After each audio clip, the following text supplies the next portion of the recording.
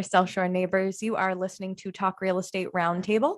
I am Mary Baker, and I'm joined in studio here with my lovely team member, Sharon McNamara. I'm lovely tonight, am I? Well, hey, I'm happy to be here with you. I'm tripping over my Invisalign over here. I was talking to the dentist the other day because I had my Invisalign appointment, and I said, yeah, she's slurring all her words. She's like, she can take it out. I think it's getting worse. No, she said you can take it out during the show if you wanted to. So feel free. Thanks for the permission.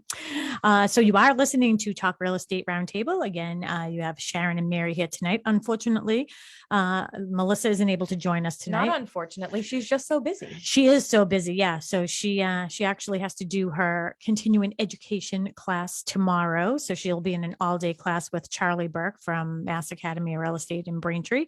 So she just wanted to finish up some work upstairs tonight and thought maybe you and I could handle the show alone. Yeah, she's leaving it in good hands, right? Yeah, absolutely. So I'm just trying to do what we need to do, because you can watch us on Facebook if you want to.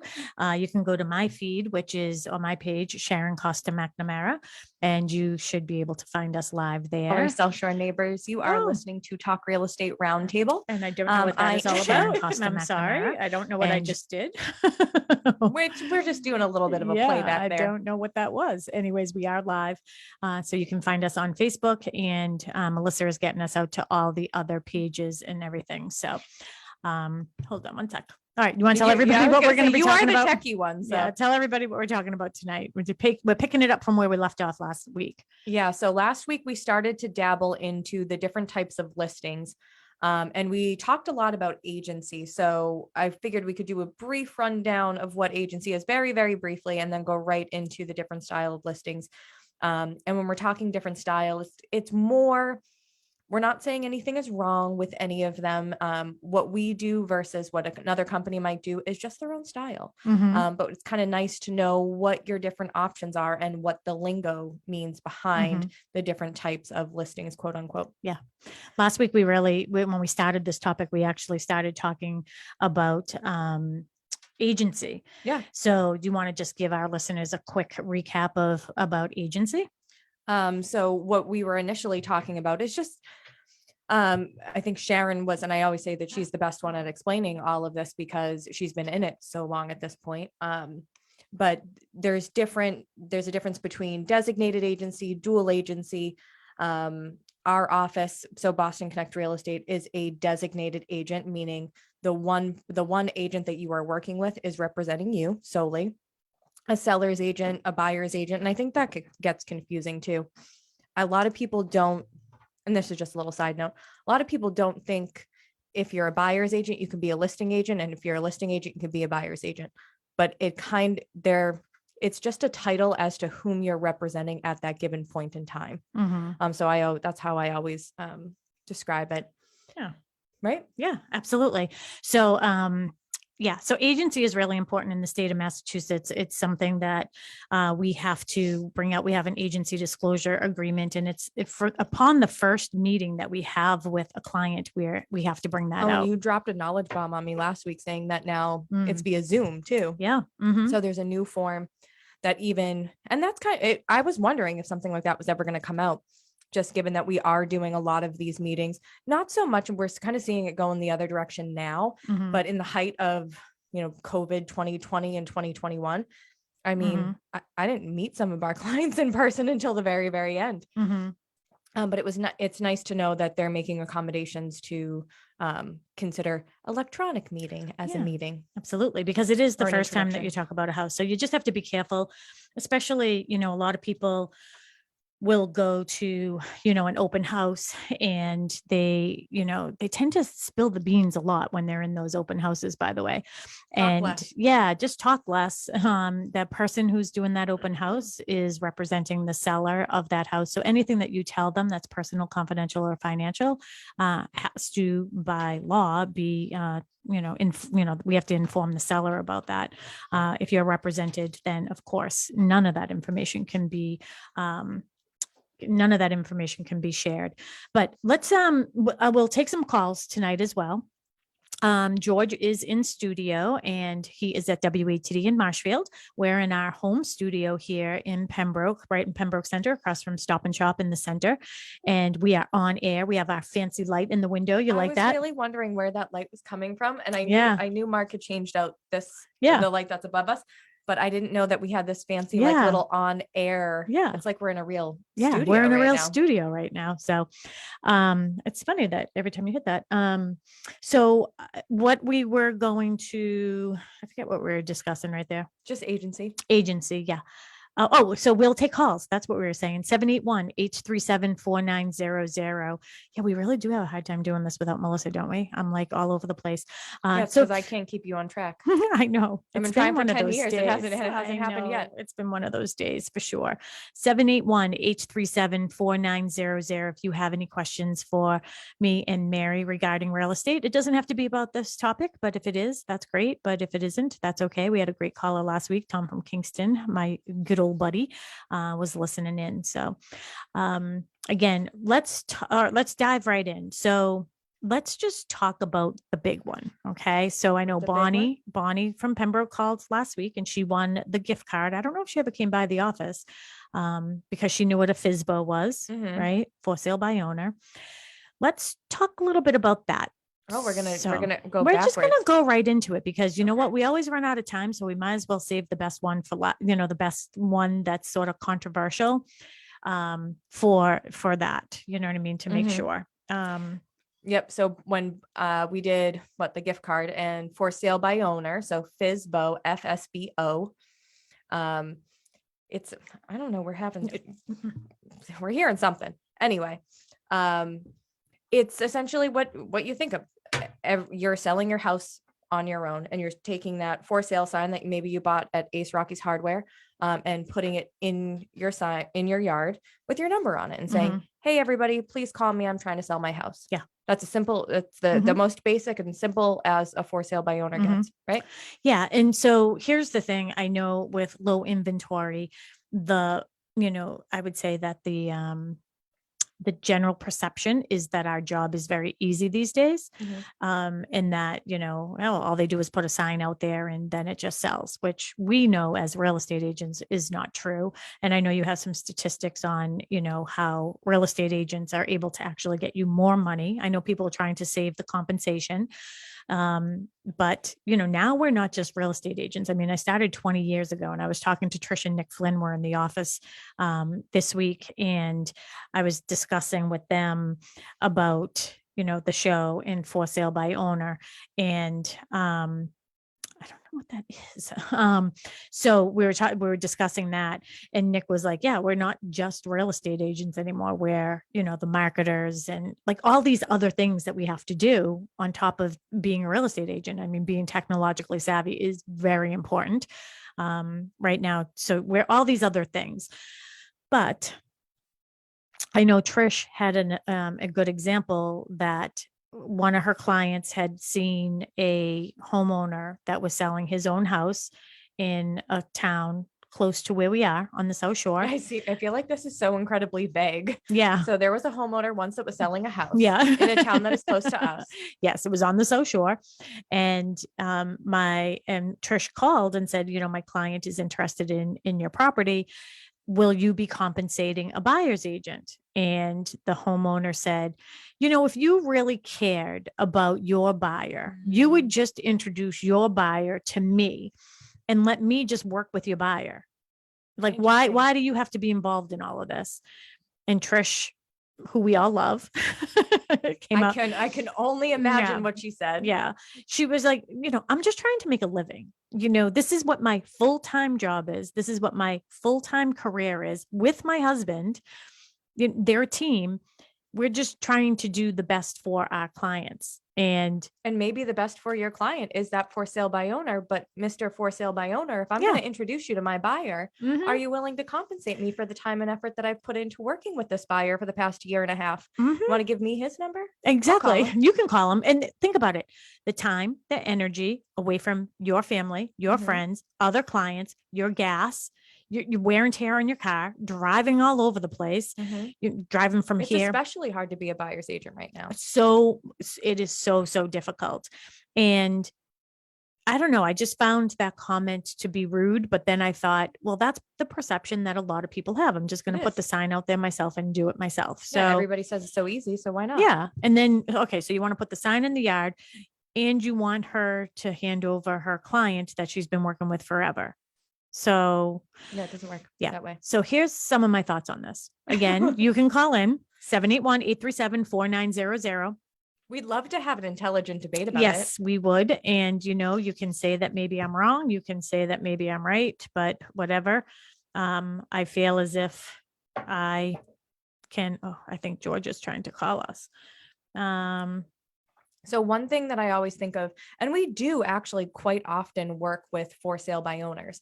I think a lot of times perception is that sellers don't want to work with an agent because they don't want to pay a compensation. That's like the number one. Number one, maybe it's really easy to sell my house. Number two, I don't want to pay an agent's compensation. Number three, I know the house better than anybody. So who's going to be able to sell it better than I do? So those are all the hurdles, I guess, that we try and get over when talking about for sale by owners. What they don't realize, I think I actually found a stat that said about 40% of anybody trying to sell their house on their own is trying to avoid agent compensation. What they don't realize in essentially cutting the agent who, I mean, face it, if you're hiring a full-time agent, that's all they're doing, as Sharon was saying earlier. So all our job to do is to sit in MLS, to find you buyers, to market your property, to network to groups of people that would be interested in your property, and just so on and so on. You have a full-time job. Most people who are selling their houses on their own also have to go to work 40, 50, 60 hours a week doing something else that isn't necessarily selling their house. So which selling your house is a full-time job. It's a lot. It's very time consuming. So on top of your already demanding life, you're going to put another demanding task on top of it. So that's probably my number one hesitation, or my number one argument, I guess, to people who are saying this is the route that I want to go. I want to sell my house on my own. I would say, are you really going to have the time to do that? Because even if you sell it in the first weekend, houses, when we say sell, they go under contract, but they don't necessarily sell within that first weekend. There's still 30, potentially 30, 45, 60 days of transactional work that we specialize in doing that now is going to fall on your shoulders that you have to deal with for the next 60 days. So that's one right there. That's one big myth that I think, a lot of people get caught up on. And so just to talk about Trish Flynn, how she called up that for sale by owner that was local and said, hey, if I bring you a buyer, are you going to compensate a buyer's agent? Most often what's happening is they're saying yes.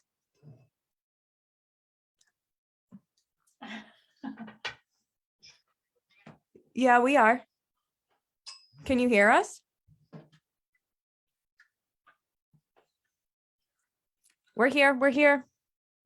George, if you're looking at us on Zoom, we're here. He isn't. He's not on Zoom.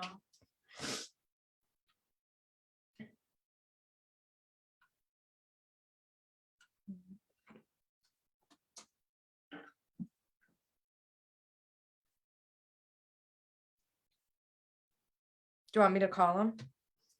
I don't know why he can't.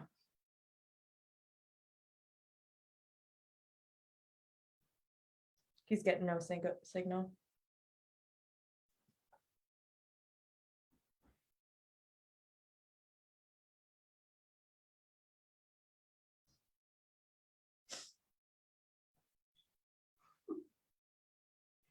This is just totally ridiculous.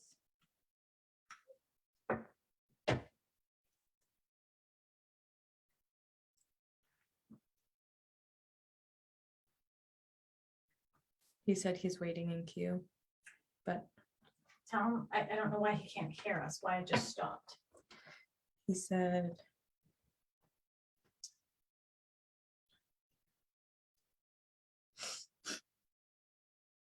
Microphone setup is a bit faulty. I can hear you, but something needs to be fixed. The connection isn't. Can't hear you. Mary, how do you like, you know how like when you have open folders, like how do you get them off this old one? Like that is not.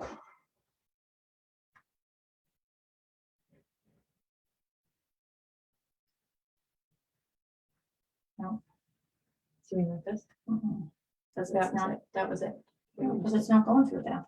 Right? No, Oh, well, that was. that's the internet. It's this, you know how like when you have to close out your files? You must not have any. No, that's open. It's right there. Lucy is open. You're trying, Melissa! you're trying to close this out? Yeah. Okay. Thank you.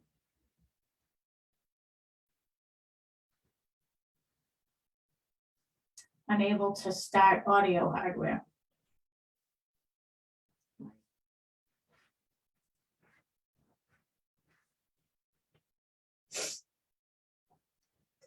Can you tell him like where, I don't know what's going on? I'm just saying, it looks like we're having trouble with the Lucy app. I don't even know if it's that, like it won't go through. Saying it can't Let me see if I can get Lucy on that. do hardware. I still have it on my phone, but you had me delete all the settings. Oh.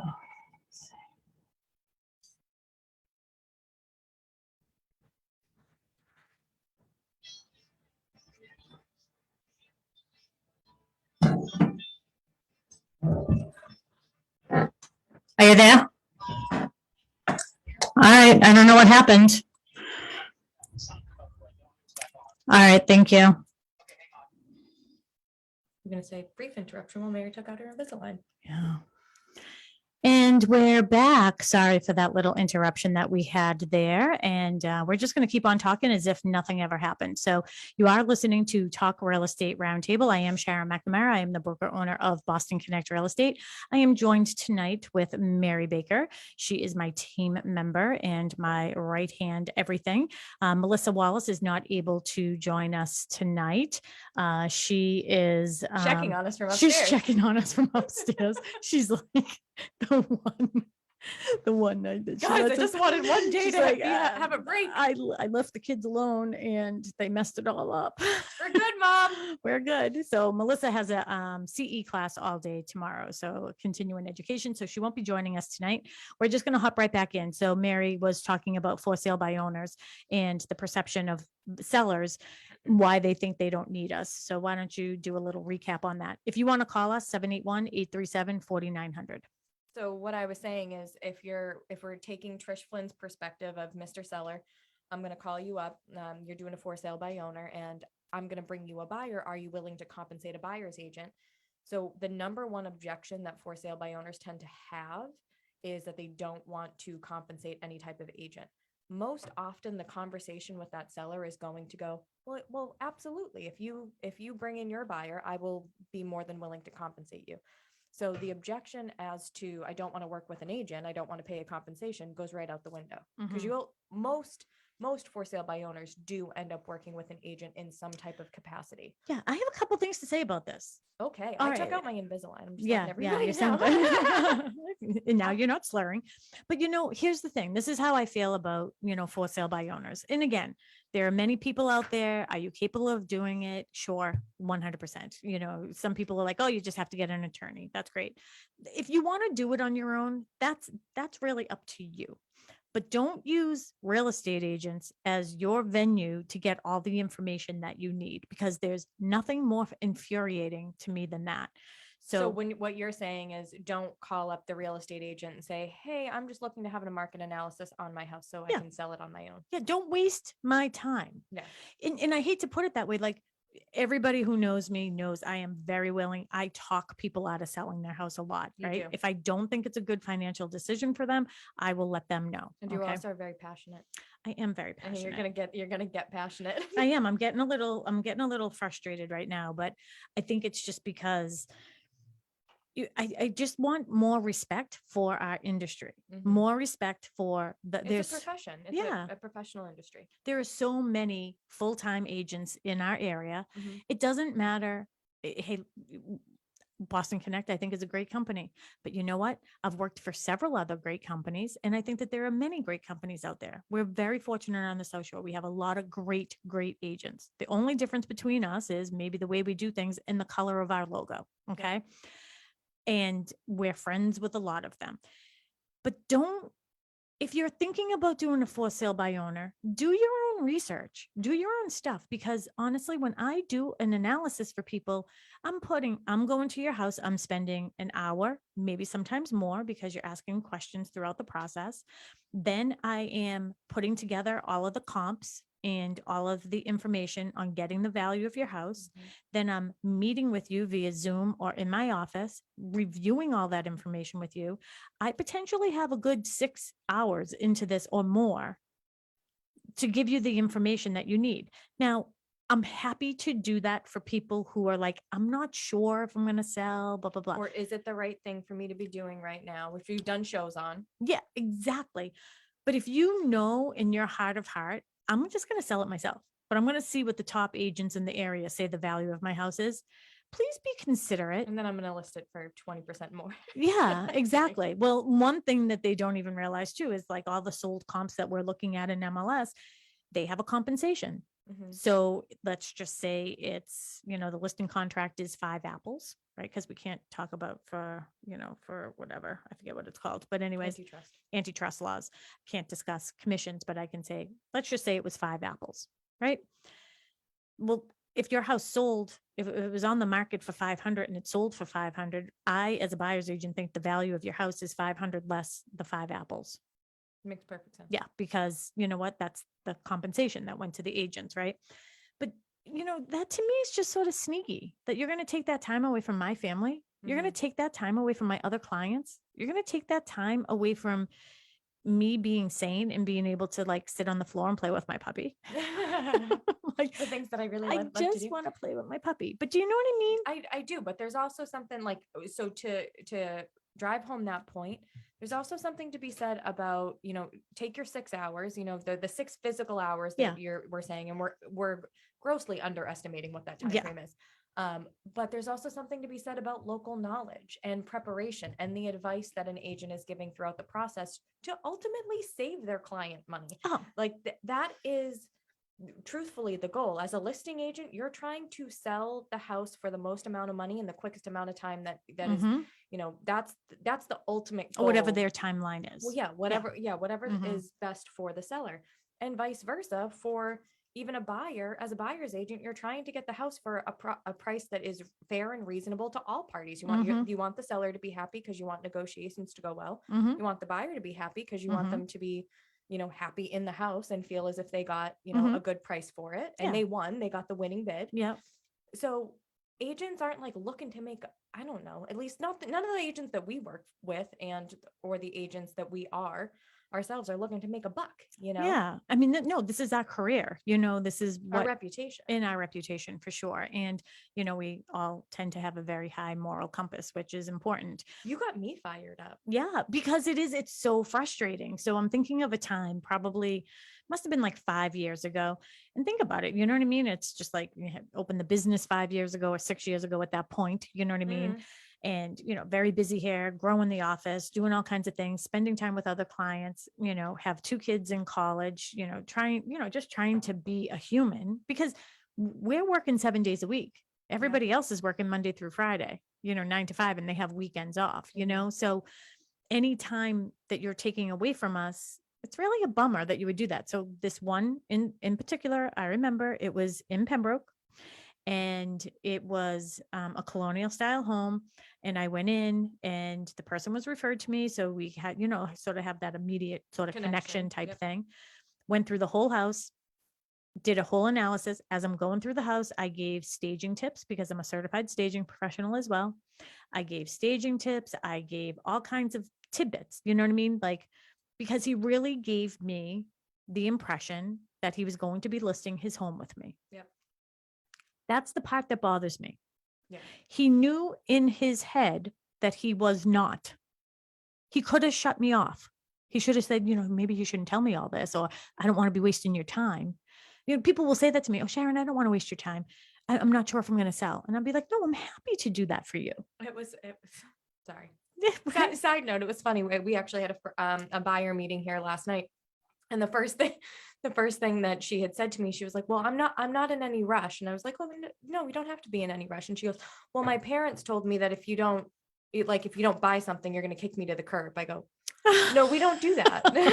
That's not the truth. So we work with buyers, however long it takes for them to sell houses. As long as you want to put up with me, I'm going to put up with you. Yeah. As long as it's a mutually beneficial relationship and we haven't driven each other crazy, we're going to find the house. And we've become friends with so many of our clients. So she's already a friend anyways, but sorry, it's just, that reminded me of that. That is funny. But that's the thing that, then, the person didn't even have the courtesy. Like I had left a couple messages, sent a note, nothing. And the next thing you know, it's, you hear through the grapevine or you hear it on, or they try to post it on one of my Connect pages, which is hilarious. So I saw it on Pembroke Connect and I was like, delete.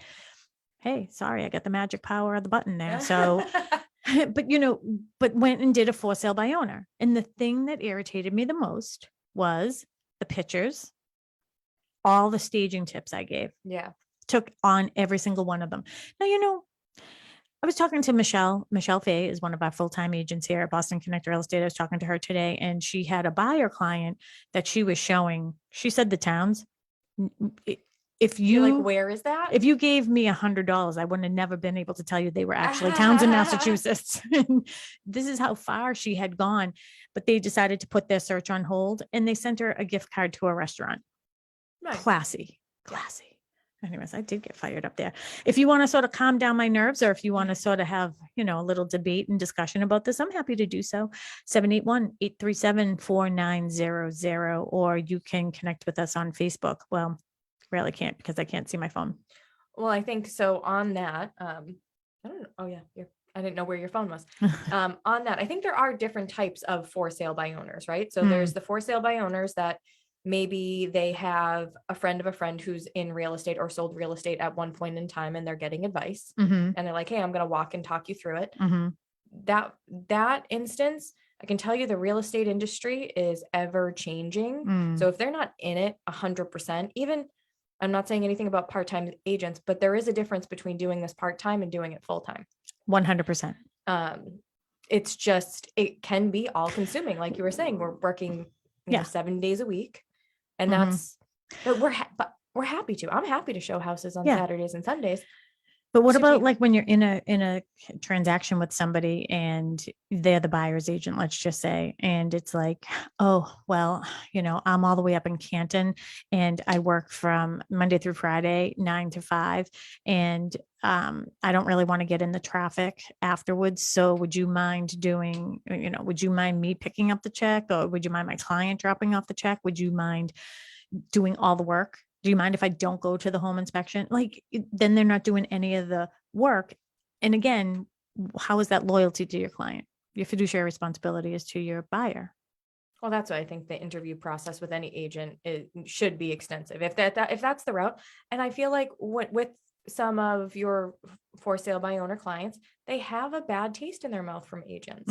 Something happened at some given point in time that makes them feel as if there's not integrity potentially behind them, or that used car salesman, and or that their time isn't being honored. Maybe the client's time isn't being honored, or the responsiveness isn't what they want. So they kind of go the route of like, hey, it's so easy. One, I can do it myself, and two, I don't want to go through that again. So interviewing multiple agents and or your agents is really important. I'd love to know the history.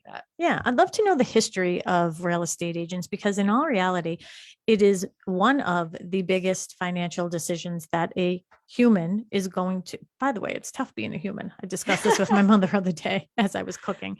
It's the biggest. Being a human. It is just the food chopping process and making dinner. Anyways, but at what point, like, when did things change? Like, it's the biggest financial decision that anybody's going to make potentially in their lifetime. Yeah.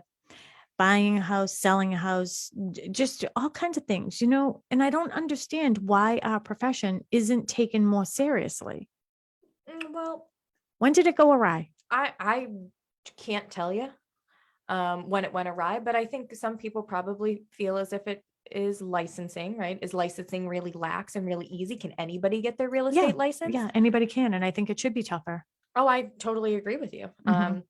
Or is it, you don't, is it that salesman aspect? So you got your shoe salesman, you got your car salesman, and we're basically house salesmen. So it's that preconceived notion of what it is rather than, and I loved this, even when I started with Boston Connect Real Estate, you always called us real estate advisors, and it's not real estate salespersons, even though that's what we would really be called. We have a sales license or a broker's license. It's this process, both buying and selling, is really about advising. And especially like, I think about somebody like you with the local knowledge of Pembroke and talking about all of the research and the time and energy you spent doing comparable market analysis for different people. I can talk so much better. And all the time that you spend. But there's been many a time where I'm hearing you call town hall to say, all right, something doesn't seem right about this. I want to dig a little bit further so that I'm making sure that I'm prepping my client for either a best case scenario or a worst case scenario. Like I'd rather tackle this hurdle. It happens with septic systems all the time. All the time.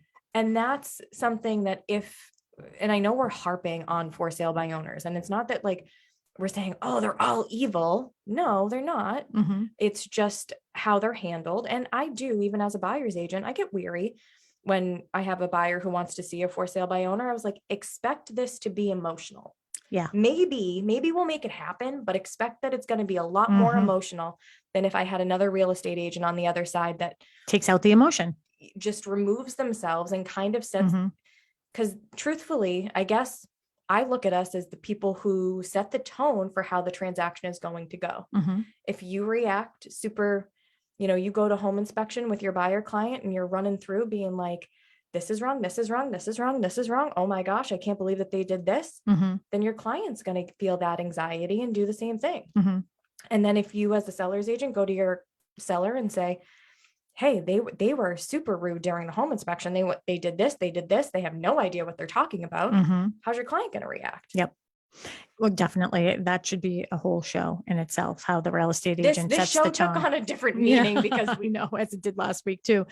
But I think that, we are talking a lot right now about for sale by owner. And again, if you want to do it, that's up to you. But I know that we have a value, and you just hit upon, I would say the most important one is the emotional aspect of it.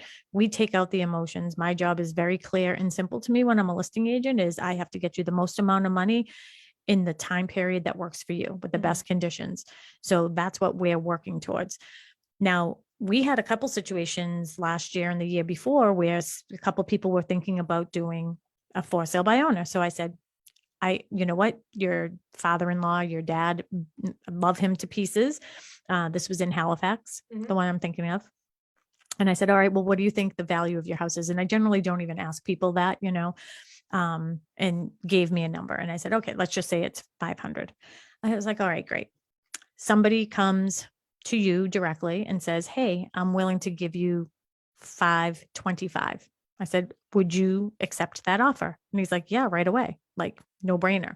And I was like, great. I was like, because I just had a situation where we had a listing. It was on for 500. The first offer that we got was 525, and we held all offers until a certain time period. And then we had multiple offers and it ended up going for 575. So I just made you 50 grand by sitting here. Yeah. So you want to do a for sale by owner so you could save on the compensation, but I just proved to you that I can make you more money just by having the strategy that I had, right? Exactly. Just by doing what you do every day. But that's a really good point too. So even in that scenario, I think one thing that so say a for sale by owner does the same thing. They say, okay, we're not going to take the first offer. We're actually going to hold everything until the open house, and we're going to set an offer deadline. Our jobs are not only to get multiple offers, right? It's to review the contracts. And by no means are we attorneys. However, especially in 2021, and I'm going to predict going into 2022, it became about conditions and terms. And you hit it on the head a little earlier, saying it's not just about getting the most amount of money in the time frame that you want, but also the one that has the best conditions, because sometimes the highest offer isn't the best offer. So if you're not doing that every day, you could potentially put yourself in a situation that's not all that great for you. And two, a lot of people are like, oh, I'm just going to hire an attorney. But P.S., we love real estate attorneys. Okay. Emmanuel called me earlier. Yeah, we love Emmanuel if he's listening from Styles' office, Mark Styles. The whole crew over there is wonderful. We have lots of great attorneys in the area.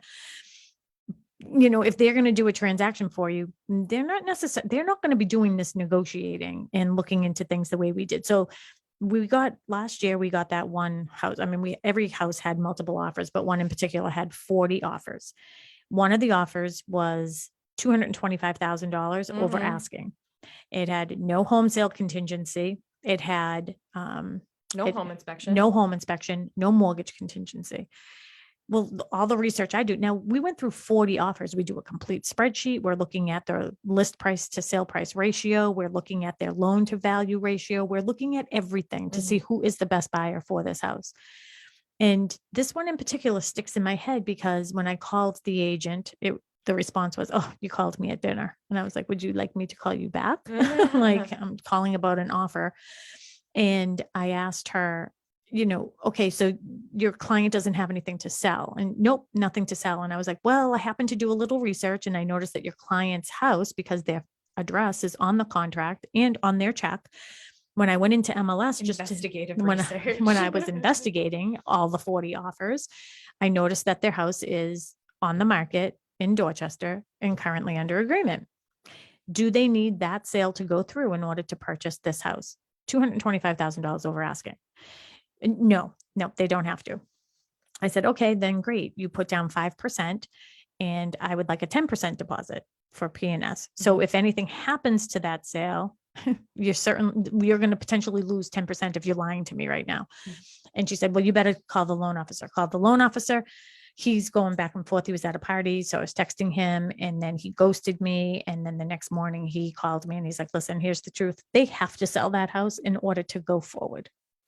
They have to sell it. Now, why am I taking the risk when I have another offer that was like $45,000 less, but was putting down more money, had no home sale contingency, also had no home inspection, and my client was still making $200,000 more.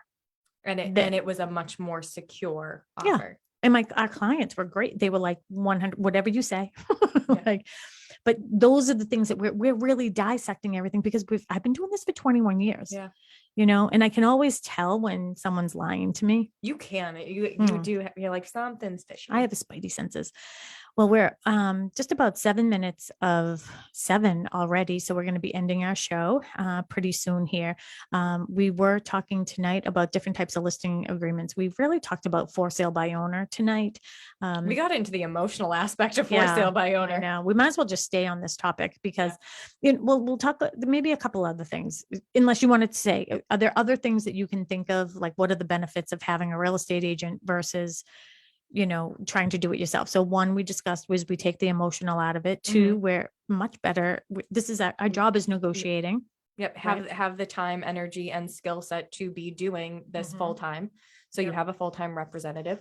Like, I don't know. I think I equate it to like, most people who've never done their nails before don't like try and put acrylics on and rip your nail beds off. I know. Or like, well, the other thing I think we're good at, be a race car driver. No, probably practice. No. And wouldn't just get on stage in front of you. Wouldn't just show up to Gillette Stadium. I'm going to sore subject. You wouldn't just Tom Brady it. No, you practice. You go to college. Absolutely. But one of the things too is when we go through your house at the beginning, a lot of times we're picking up on different things. We're not home inspectors, certainly, but we are looking for different defects in your house. So we're sort of prepared ahead of time too. So we have a way of ignoring the flaws.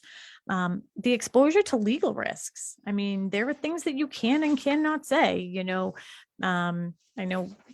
we hear it all the time. we talk about it.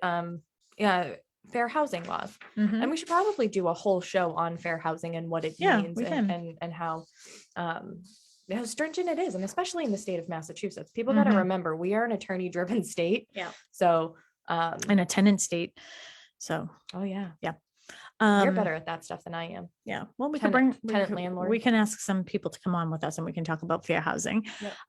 But I think just one of the other things I want to talk about is off-market listings, because this is what brought up this topic. Okay. So, we've been hearing from our agents how frustrating it is right now. So this is how I feel.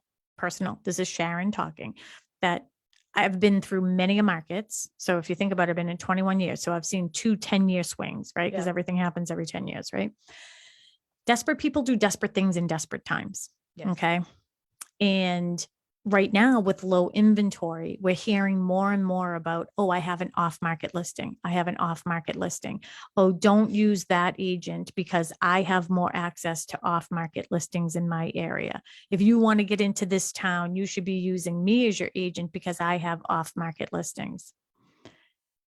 Kabush, right? Kabush. Kabush. I want to kabush that. Because the best way for you, and I want you to talk to your perspective as a buyer's agent. I'm letting you know, as a very strong listing agent, and Mary, a very strong buyer's agent, we have very clear thoughts on this. As a seller, you should be on the market. And I know that there's confidentiality and there are other things that you want to sort of keep a secret. And there are definitely ways to do that. But the best way for you to get the best offer, whether it's money, terms, condition, and all of that, is to have your house listed to the most amount of people, to the multiple listing service that is statewide, not a company owned, a single one where just your agent, one agent from one firm are looking at it. That's how I feel. If more people want this house, then you have a better opportunity of having a better array of candidates to choose from. We don't want to get you to almost being able to close on the property and then, oh, guess what? We can't. Well, yeah, it's like when you go to a car dealership, and do you only ever go to Chevy? No, you probably test drive a Nissan or a Toyota, or I don't know. I'm bad with cars, but you go to multiple different places when you're car shopping. Yeah. So why would you not shop for your buyer? Exactly. To make sure that you're getting the best buyer for you that suits your needs. And when you're on the multiple listing service, it's the internet. Okay. So I said this last week, we're a boutique, we're a small firm, but great things come in small packages, right? They sure do. And we're in all the same places as, the big box firms. And I don't dislike those firms, by the way. They're great. I hope if I have a listing, they have a buyer. It's as simple as that. Yep. But we are nationwide as well. So once we put that listing out there, we are really promoting and marketing to everybody out there. And the more people that have eyes on your house, the better it is. How do you feel from a buyer perspective? If I say, hey, listen, I have an opportunity for you and I have an off-market listing, but if you want it, you really have to make it worth the while. Yeah. What are your thoughts? I think you're putting yourself between a rock and a hard place. As a buyer, I do, because there is no real negotiation to be had. It's seller saying, all right, I either want this, and you're going to make me so motivated that you're going to give me even more than that, just because and then at that point, it's all emotional. Yep. So you're just hyper driven off of not wanting to be in this rat race anymore, truthfully. Yep. And it can cause you to make some really bad decisions. And so I'm just saying, from a buyer's perspective, it's giving the seller all of the control and all of the negotiation power from there on out. Yep. So you're negotiating against yourself. 100%. Yeah. So, if the seller is like, oh, I'm going to put the house on the market for 500, but I know I'll probably get multiple offers. You don't know that. Yeah. You're like, what is the max? Do you want 525? You want 550? You want 575? Yeah. What do I have to do to get make it worth my while? Yeah. What does that make mean? it worth my while not to put this house on the market? You know what I mean? Yeah. Don't be forced into a corner by greed. Other people's greed. That. Yeah, right. You can't be forced into, let's write that down. Don't be forced into a corner because of somebody else's greed. Yeah. Right. We'll find you the right house for you at the right time. I like that. Right? That was very well said, Sharon McNamara. The right size for you at the right time. We just did a bunch of commercials on that. So anyways, thanks for tonight. That's our show. Yeah. We have paper all over the place and we talked about one thing. So, but you can listen to all of our past shows on our podcast, which is talkrealestateroundtable.com, or any of your podcast apps. You can get us on Spotify, Apple, all those great places. You can just say, Alexa, play Talk Real Estate Roundtable, and you will hear us. If you have any ideas for our show, just let us know, 781-826-8000. You can also go to bostonconnect.com, find us on all of your social media feeds. That's Instagram and Twitter and all those Facebooks. You can find us. So we hope you have a great week, and we will see you next week. Bye. Bye, everybody. I was on a roll then. You were on a roll. Very well. Very nice.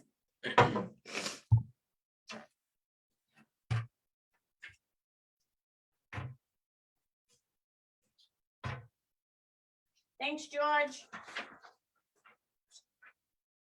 So just so you know, he's no longer going through Zoom. He's just going through these. Yeah, as soon as you said that, like it wasn't the right one, I was